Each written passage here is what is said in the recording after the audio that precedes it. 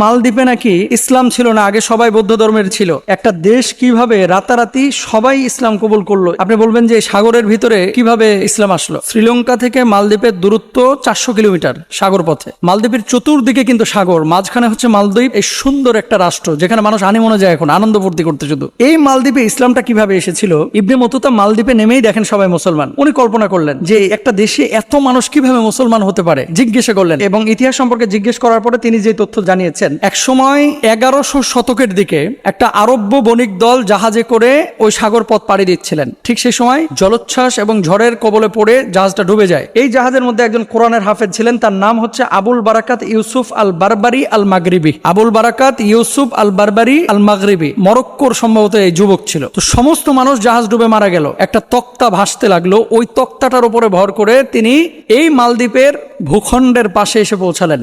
তো পুরো জাহাজ শেষ, কি করলেন? মালদ্বীপে উঠলেন। ওঠার পরে দেখেন যে সামান্য কিছু মানুষ এই দ্বীপে বসবাস করে।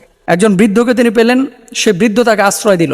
তো তিনি কাঠ সংগ্রহ করে সেই জায়গাটায় বসবাস করতেন। আচ্ছা, হঠাৎ একদিন কাঠ সংগ্রহ করে তিনি বাড়িতে ফিরছেন, এমন মুহূর্তে দেখলেন বৃদ্ধ খুব কান্না করতেছে।